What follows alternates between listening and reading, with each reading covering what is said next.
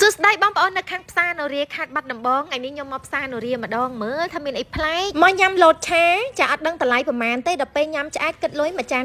2500ញ៉ាំ2នាក់អស់តែ5000ទេមកភ្លក់អាកោអ្នកផ្សារនរាអាយ៉ាគេដាក់ចានជ័រចំហុយហ្មងតែក៏មានអាកោបែបខ្មែរដែរអាកោថ្នោតពណ៌លឹងស្រស់ហ្មងជាពិសេសបានភ្លក់នំដែលខ្ញុំមិនដែរញ៉ាំអានេះគេហៅថាអាកោដុតបងប្អូនធ្លាប់ញ៉ាំតែអាកោចំហុយមានអាកោដុតទៀតប្លែកឆ្ងាញ់ម្យ៉ាងដែរតាហើយមួយវិញទៀតហ្នឹងគឺមាននំបត់ចាននំបត់អ្នកខេត្តបាត់ដំបងខុសពីនំបត់អ្នកស្រុកខ្ញុំហើយស្រុកខ្ញុំក៏មានដែររឿងនំគមនំបត់អីហ្នឹងតែថានំបត់ស្រុកខ្ញុំតែមិនមែនអញ្ចឹងសោះចុះបងប្អូនមិនវិញដែរហានេះគេមានដាក់ស្ករដាក់ល្ងឲ្យយើងរោយខាងក្រៅទៀត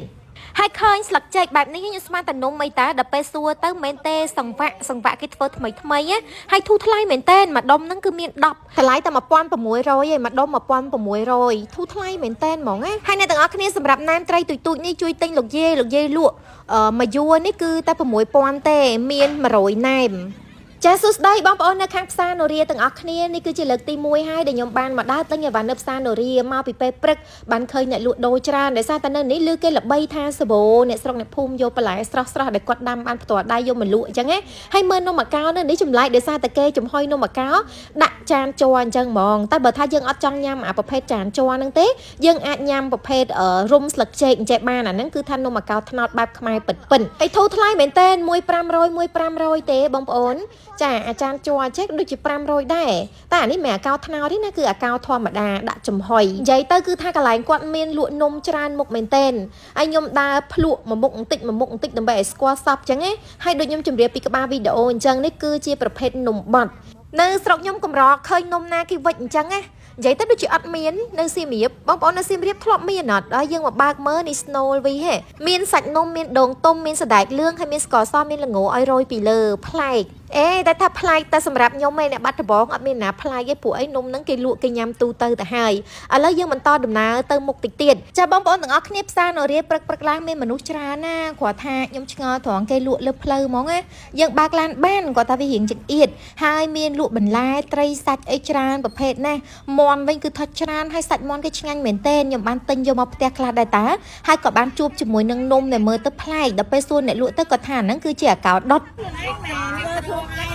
អាកោចំហុយធ្លាប់ញ៉ាំហើយនៅឡាយតែអាកោដុតភ្លក់មួយម៉ាត់សិនមើលឆ្ងាញ់ម្យ៉ាងដែរតាបងប្អូនប្លែកនិយាយទៅមកថ្ងៃនេះគឺដើរភ្លក់តានំអ្នកបាត់ដំបងទេហើយក៏បន្តដំណើរទៅមុខតិចទៀតតែឆ្ងល់ចេះបងប្អូនដើរក៏ដល់ផ្សារសំរោងក្នុងនេះចាផ្សារនរាហើយផ្សារសំរោងក្នុងនេះជិតគ្នាដល់ម្លឹងហើយបន្លែគេលក់ធូរថ្លៃទេមួយបាច់500ឥឡូវខ្ញុំទិញស្ដៅយកទៅញ៉ាំជាមួយនឹងទឹកគ្រឿងឬមួយក៏ធ្វើទឹកត្រីផ្អែមញ៉ាំក៏បានដែរហើយបានជួបជាមួយនឹងលោកយាយដែលគាត់លក់ណែមសាច់ត្រីឬមួយក៏សង្វាក់ហ្នឹងដំបូងខ្ញុំមិនដឹងថាសង្វាក់ទេខ្ញុំស្មានតែនំចូលមករោភ្លក់នំទៀតហើយលោកយាយក៏ថាមែនទេអាហ្នឹងសង្វាក់តែចៅអូហូអញ្ចឹងសោះ16ម្ដង16000អ៊ំ1006អត់មានម្ដុំ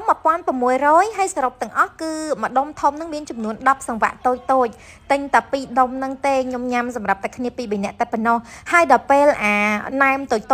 ចេះវិញគឺថាមួយយួរវានេះមាន100ណែមគឺតម្លៃត្រឹមតែ6000ទេបងប្អូននៅលំតនងហ្មងហើយរសជាតិក៏ឆ្ងាញ់ល្មមទៀតសួរគាត់តែគាត់ធ្វើខ្លួនឯងមែនគាត់ថាមិនមែនទេគឺកូនគាត់អ្នកធ្វើចាអញ្ចឹងបានន័យថាកូនចៅអ្នកធ្វើហើយលោកយាយមកអង្គុយលក់ហើយឥឡូវយើងដើរទៅមុខបន្តទៀតរនំប្លែកមាននំអីប្លែកទៀតដល់បងប្អូនលើកគេនិយាយថានំជាលតែខ្ញុំរកកន្លែងលក់អត់ឃើញសោះអ្នកនៅផ្សារនរាជួយប្រាប់ផងដើម្បីទៅលើក្រោយទៅថតនំជាលម្ដងហើយឥឡូវនេះយើងរកទិញម្ហូបទៅធ្វើអីញ៉ាំបាយសិនមិនទាន់ទិញម្ហូបបានផងនេះមករកទិញមាន់ចាមាន់ស្រែរបស់អ្នកផ្សារនរា1គីឡូ22000តចុះតឡើង20000ក៏គាត់លក់ឲ្យបានដែរហើយនៅណាសាបូត្រីស្រែសាបូបន្លែធម្មជាតិក្តាមខ្យងអីគឺថាសាបូបែបហ្មងអ្នកផ្សារនរាហើយក្រៅពីនោះក៏មានលក់ប្រភេទថ្នាំខ្មែរថ្នាំឫសឈើអី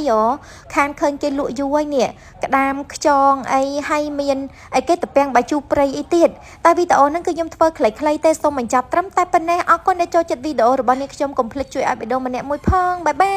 យ